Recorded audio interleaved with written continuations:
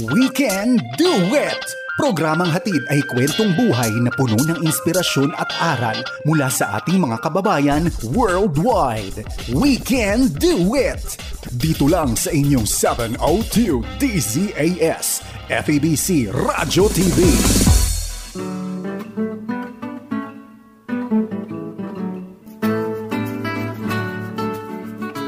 From Southern California, the Far East Broadcasting Company presents We Can Do It!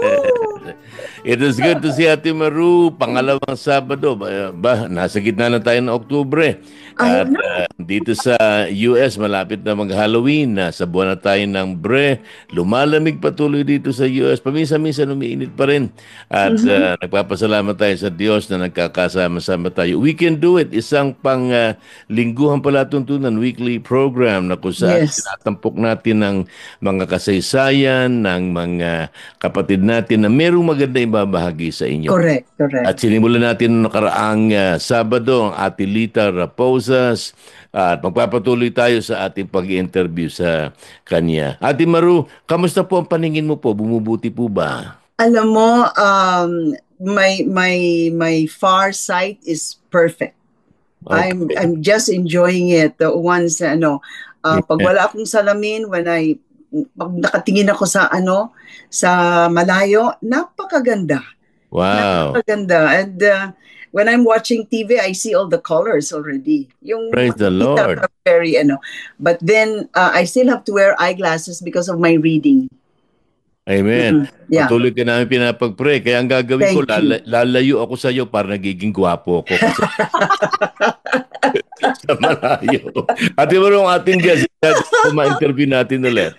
Okay, let's welcome back sa ating program. Last week po, nag-enjoy tayo sa kanyang patutok. Yes. And I'm sure we are going to hear a lot of experiences na magiging inspirasyon po sa ating paglilingkod sa Panginoon. So let's welcome back a retired nurse. At narito siya po, si Carmelita Raposas. And welcome back. Praise the Lord. Good to see you, Ate Lita. Sa Ilocano, kumusta kayo? Nasaya at kaading. Yes. Okay. Talagang very contagious ang energy. Oo, ni Sister Lita. Talaga naman nadadala tayo dun sa mga lugar kung saan niya tayo dalhin. Tsaka pa nag-present si Ate Lita, very animated. Kaya lang, nakaka-relate ka kagad sa kanya. Pag pinakikinggan ko sa kanya, spellbound ako pakikinig sa kasaysayan. I know, oo. Galing na storyteller ang Ate Lita. Correct. So aging. So ngayon naman sa ating program ay let's go back into the time na nakilala niya ang ating Panginoon. No? Sister Lita, kilala mo ang Panginoon nasa Campus Crusade for Christ, nasa UP. And I'm sure hindi ka matahimik. Nagsishare ka sa maraming estudyante, kung sino man ang makakasalamuha mo sa campus. No? And then, give us how do you share Jesus sa campus? At the same time, mga experiences na mga reactions ng mga estudyante o mga tao na nakakausap mo about the Lord. Actually, I was assigned sa University of the East when sa UE. Okay. When I was I was a new staff. Mm-mm. And then I went to Barangay Great Commission Training Center.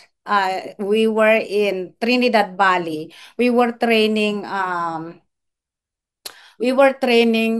staff to be able to share the gospel, disciple others, and some of them are still with Campus Crusade until now. We were in the medical team. We gave pre-medical to the Trinidad Valley. We had clinic in Wangal, Longlong, and Buyagan. We used to walk those mountains in that Trinidad Valley. And it's amazing. It's a joy. And we also I was also involved in Operation those Jabez. and those Jesus film showing everywhere. Oh, yes. So it's really a blessing to be a part of Campus Crusade for Christ. I live by faith. I didn't have, but God was so faithful. I never lacked anything with my support when I was with Campus Crusade. I never lacked anything. God was faithful then. Man. And even when I was in California, taking my state board, waiting for the result of that state board, trusting God for a play. I had trials. It's not a bed of roses. I have to trust God where I have to stay, finances. But God was so faithful. I had seen the hand of God. He's so faithful. What more can I say? Yeah. Trust God. He's worthy of our trust. Sister Lita, was there a time sa iyong pag-witness na tumanggi Oh, yes. yung mga yes. yung kausap mo? Ano naman ang nangyayari nun? In my job, while we are doing things, it's in the neonatal ICU. It's like it's an ICU where you can see all the babies. Yeah. You can hear the ringing of the monitor and things like that. I would share my testimony, and some of them would be singing to me like, hallelujah. Hallelujah. Oh. They're calling me like, hallelujah. Parang kinukutya ka, ha? There were some people who were trying. I don't want to mention anything, but there were some people who were trying to try me to destroy me. But God was so faithful. I would go to the bathroom and pray for them, and God was just so faithful. I can. It's really, really miraculous. I had 3 people that really trying to put me down, and I prayed for them one by one. One of them was transferred to another unit. One of them went to another state. And only one left. And the only one left doesn't have that strength to persecute me anymore. So I had to win her. So, and even one of my coworkers wrote me when I was retiring, and she wrote me a letter. She said, "My life has been different since you became my friend." And I was just praising the Lord. I said, "Lord, I give you the glory. Nothing more. I am just a sinner saved by your grace. I have nothing to boast except your mercy." God is good. Wow. Ate Lita, talagang sa English, contagious, nakakahawa talaga at nakaka-influensya yung iyong buhay sa mga tao.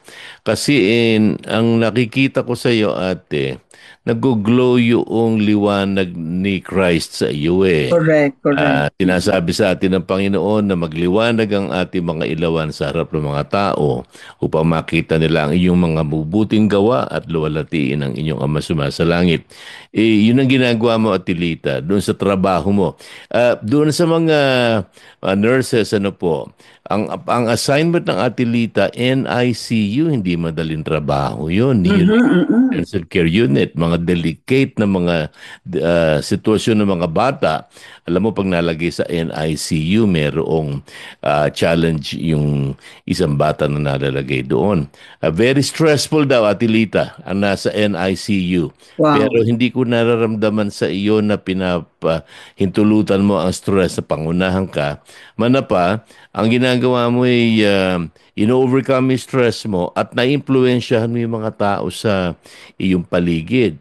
Sinabi mo na mayroong 3 kang pinag-pray. Isa na lipat ng trabaho, isa ay ibang klase ka rin mag-pray at pag pinapag-pray mo, unting nawawala yung mga kasasamang tao sa palibot mo. Pero totoo niyan, pinagtatanggol ka ng Panginoon. Last week, binanggit mo yung patungkol sa prayer of Jabez na gano'n ang ginawa ng Panginoon kay Jabez. Iningatan siya ng Panginoon at kaya lalo lumawak yung kanyang teritoryo. So, Ate Lita, napakaganda ng iyong ginagawa sa mga tao at salamat at ini-influensyahan mo pati kami na maging matapang para sa Panginoon. Bilibak sa iyo, Ate Lita. I know. But Sister Lita, how do you start talking to them about the Lord? Mayroon ka bang Oh, mga right istorya now, muna o since ano? I am retired, Mm-mm. I have a lot of persimmon fruits in my tree. Aba, I invite non-Christians, and I have these God's tools connected to to my television, and I make it large so that they can see the verses, and I use it as a tool for them to come to know Jesus. I share the gospel. I invite people to come and pick from my persimmon tree. mm. Mm. Persimmon, it's free, but I tell them that this is the Lord's, and I wanted to share the gospel. I wanted to talk about the Lord, not just picking up persimmon. So I use that for people to come to know the Lord. This is just a tool. My house Mhm. is just too small, but it's okay. Mm. So that's the only thing I could say. I use what I have. And whenever I talk to people over the phone, I share the gospel if they are not Christians. Mhm. I remember when my mom was sick, I tried to make appointment, and God gave me finances in my retirement, so I treat them out in for lunch and share with them the gospel, those little things, Oh, wow. because Mhm. I wanted to reach out. That's it. If I can do it, I will try to do it to please the Lord and to lift up the Lord, because I believe that we are here in this world. Being a Christian, we need to share to others about the Lord. Mhm. Hindi lang ko ano, no? Hindi lang pag-share ng gospel ginagawa ni Ate Lita, pati yung persimmon niya. Makapunta ka kila Ate Lita at Ay, makapakas ng nako. Ang persimmon. dami. Ako Eh, nga recipient na ako eh. ganun ba? Sa Pilipinas ba may persimmon, Ate Maru? Parang Wala, wala. ang mga kapatid na nasa Pilipinas, ang persimmon ang pinakamalapit na prutas na alam ko yung chesa. Masarap Yeah, at oo. ang Pero ito persimmon. matigas. Medyo Matigas ang parang persimmon. sa Parang shape niya. bayabas. Naku, napakasarap niya pagka yung katamtaman ng pagkakahinog. Pero mabalik tayo dun sa ginagawa ni Ate Lita. Hanapon ako lahat ng bagay na nasa kanyang kamay, ginagamit niya para maging kasangkapan at maabot ang kanyang kapwa para madala sa Panginoon kung hindi pa sila nasa Panginoon, or kung nasa Panginoon naman, I'm sure, Ate Lita, no, talagang pinatitibay mo sila sa kanilang pananampalataya. Nagli-lead ka po ba ng Bible study group, Yes, Ate we Lita? used to have Bible studies here before Mm. COVID. Marami lang namatay. Sa Oo. COVID. Kasi karamihan old Opo. people Oh. out ko, pero maraming namatay sa kanila. I Namatay. haven't restarted. I only Opo. Zoom. I'm just doing Zoom via Zoom. Ayun. Namatay sa COVID, ano po, hindi naman sa Yung pakikinig iba sa iyo. namatay sa COVID, yung isa pumunta sa nursing center, yung Opo. isa umuwi sa Pilipinas, yung mga ganon, may mga namatay na. Siyempre And po, then siyempre. the only thing I did is yung memorial ano nila, then I get to speak. I get to speak to everyone that they too can receive the Lord Jesus Christ in their lives. I try to to take the opportunity to share and speak to a group yung mga memorial services nila. Alam mo, Tilita, meron kang boldness at hindi ka na-intimidate basta mag-share ka ng tungkol sa Panginoon. Correct. Para alam ko na kung ano yung sikreto mo. Pero ano po ang dahilan, ano po ang sikreto mo at kay matapang mag-share ng patungkol sa Panginoon? Mhm. I like the one that Campus Crusade motto. They Ano po said, yun? They said, success in witnessing is simply sharing Christ in the power of the Holy Spirit and leaving the results to God. Oh, Amen. wow. That Mhm. is Mhm. that is what Campus Crusade for Christ Correct. share. Now Campus Crusade for Christ, the new name is CRU. CRU. So Which if you means hear CRU, that's called Campus Crusade for Christ. I Yes. see. Crew na pala ngayon. Yes. I see. Biro mo, sinimulan pa ni Brother Bill Bright yan, tsaka ni Sister Bonnet Bright. Idea na yan, ano po. At totoo naman yon. Ang mahalaga, magkaroon tayo ng pasanin para sa mga wala pa sa Panginoon. Maawa tayo sa kanila sapagkat ang buhay na walang Kristo, alam natin kung anong kalang kakahinatnan. Bahagi natin ang Ebanghelyo sa kanila sa isang matapat na paraan sa kapangyarihan ng diwang banal ng Holy Spirit. Ipamuhay natin ang Ebanghelyo at ibigay natin ang bunga nito, ang result nito sa Panginoon. Tama, wala na ipapatay dagdag dun eh. Yeah. Ganda ng iyong patakaran, Ate Lita. Napakaganda. Naalaala ko yan nung bago pa lang yung four spiritual laws na yun. Sa mga seminar ng mga churches when we sing, and then after that may seminar sila. We were asked, all of us, i-train nila how to share the gospel through that beautiful booklet for spiritual laws, and then we go out of the churches and look for people na pwede naming sharean. And then pagbalik namin after 30 minutes, pagbalik namin sa church, lo and behold, it's so amazing at very inspiring yung mga kwento ng lumabas ng nag-witness for 30 minutes. When they came back, a lot of people accepted the Lord. Very, very simple kasi ang four laws na yan. It has been very popular. Sana maibalik yung mga ganong type. And it's very effective. Very effective. Very, very, very easy to understand also. Four spiritual laws. Have you heard of the four spiritual laws? Ganon. Law 1. God has a special plan for your life. Di ba, ate? Yes. Yeah. Na, maganda. Sana nga, I'm sure, when you share the word of God, whatever means we have, the four spiritual laws or the Bible itself or whatever materials that we can, God is going to use that to change people's lives. And napakaganda ng patutuo mo, ate, about that. Very inspiring. And kamusta ang mga kapatid mo when you came to know the Lord? Were nakakilala na ba sila o ikaw lang una nakakilala kay Lord? And then yes. Ha? My family, I was the first one who came to know Jesus. Oo. Pero paano sila nakakilala din sa Panginoon? Na-attend sa church, kasama mo? I shared the gospel. My father would be so mad. At night, I shared the gospel. We would be in the first floor. I would lead the Bible study, and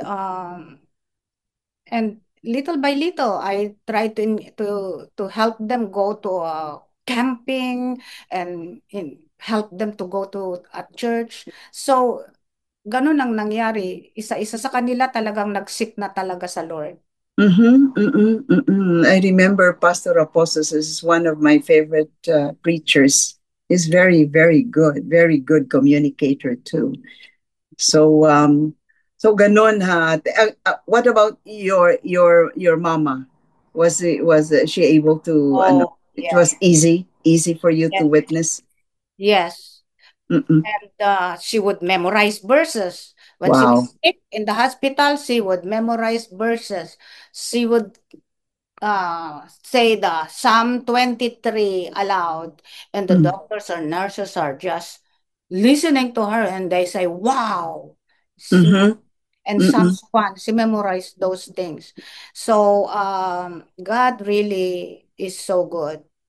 God changed my mom, and we all are trusting the Lord. We'll talk about her in the next few programs that we will have about your mom. What about your dad? Kamusta ang papa mo? Ganun din. Although he died at 94-year-old, but he agrees. He's much better. He was much mellowed down after that. He used to be so disciplinarian and always get mad, but God changed him. For some reason, God changed him, and then we go to Christian church, and she's not anymore negative to it. So God has transformed them. And my brother tried to give him assurance of his salvation. Correct. Pang ilang brother mo ba si Pastor Ferdy? He is second to the last. Oh, second to the... Ilan kayo? Ilan kayo, Sister Liz? 8. 8. Oh. Everybody's still alive. Yeah. The eight people. Wow, what a family. So ikaw ang pinaka-eldest pala. Yes. Wow. 7 pala ang under sa'yo, pero talaga naman. Very good. Very inspiring ang iyong testimony, and I'm sure na may mga tagapakinig tayo na gusto nila maging ganun din, ka-energize sila when they hear the word of God. Ano bang challenge mo ngayon sa mga young people ngayon? Oh, my challenge, start seeking the Lord. May promise ng Lord, those who seek me will find me. Seek the Lord, and then know the Lord. The most important thing, first, have a personal relationship with Jesus. Make sure so that you will have that assurance of your salvation, because Jesus promised that you will have eternal life if you receive Him into your life as Lord and Savior. Yan ang challenge ko. Get to know the Lord and fall in love with the Lord. You will never lose anything. Amen. That's right. Amen. Wow. What a life, no? Yung mga experiences ni Sister Lita about witnessing, paano niya pinakikilala ang ating Panginoon. And I think it's going to be a challenge for us kasi some of us, depende na lang, dalhin mo na lang sa church. Pag hindi sumama sa'yo, wala na. Pero yung personal witnessing is truly a different experience, Pastor Dave. Basta nasa atin ang Panginoon at tulad ng sinabi ni Ate Lita, fall in love with the Lord. Pagka nagkaroon tayo ng magandang kaugnayan sa Panginoon, hindi lang siya ang ating Savior, kundi siya ang ating tunay na kaibigan. Maraming bagay ang binabago ng Panginoon sa ating pananaw. Kaya ang mahalaga, mga kapatid, mga tagapakinig, mga manonood, ay ulitin ko lang yung sinabi ni Sister Lita na kilalanin natin ang Panginoon, magkaroon tayo ng personal na kaugnayan sa ating Panginoon, sapagkat anong papakinabangin natin kung makamtan man natin ang lahat sa mundo at mapahamak naman ang ating kaluluwa. Nasa atin ang Panginoon, huwag natin kakalimutan na lumalim sa ating pananalig sa Kanya, saliksikin ang Kanyang salita at magpatuloy sa ating pananampalataya. Huwag niyong kakalimutan na maglingkod sa Kanya na matapat. Ano man ang inyong ginagawa, si Ate Lita, nurse, na ipapahayag niya ang salita ng Diyos sa kanyang trabaho. Hindi nyo kinakailangan maging pastor o maging isang misyonero. Kung saan man kayo naroon, magagamit kayo ng Panginoon sa pagdilingkod sa Kanya. Salamat, Ate Lita, sa napakaganda mong mga payo sa amin, at itutuloy natin ang ating panayam sa darating na Sabado at marami pa tayong matututuhan tungkol kay Ate Lita. Samantala, Ate Maru, yung ating mga patalastas. Oh yes, ang ating programang We Can Do It ay napapakinggan sa FEBC Radio TV at napapanood din sa Facebook Live at sa YouTube channel ng 702 DZAS FEBC Radio TV. At sa ating mga tagapakinig naman sa Mindanao, especially sa Coronadal, South Cotabato, ang ating programang We Can Do It ay napapakinggan sa DXKI 1062 Coronadal, South Cotabato, tuwing Miyerkules ng hapon, alas 5:30. So ipagsabihin niyo po ang ating programa at ito I think we are on the 4th year of our program, Right. Dave, and God has been so good. We have been enjoying doing this. Amen. Salamat po sa inyo nanonood dahil sa walang weekend do it pag wala po kayo. Kayo po ang mahalaga dito. That's true. That's true. So kami mga kaibigan ay pansamantalang magpapaalam dito sa ating programa. Pero babalik kami next week, of course, with our special guest pa rin, si Carmelita Raposas. So, Kuya Dave? Ang ating Maruna, ating host sa ating Weekend Do It at kinakatawan ko na ating Lita Raposas na muli natin maririnig sa darating na Sabado. Maraming salamat kay Sister Kai Abalon na nasa control at siyang ating engineer. Tandaan ninyo, basta kasama natin ang Panginoon, walang problema hindi kakayanin at walang sitwasyon na hindi natin malalampasan. Kaya sabi ni St. Paul, I can do all things through Christ who gives me strength. Kaya pagpasa kasama natin ang Panginoon, ano man ang sitwasyon, tuwing magwawakas kami ni Ate Maru, lagi namin sinasabi sa inyo, with the help of the Lord, we can do it. Talaga, we can do it through Christ, mga kaibigan. So kami po ay magpapaalam muna. We'll see you next week. Bye-bye for now. God bless. God bless. Inyong narinig ang Weekend Duet dito lamang sa inyong 702 DZAS FEBC Radio TV, Agapay ng Sambayanan.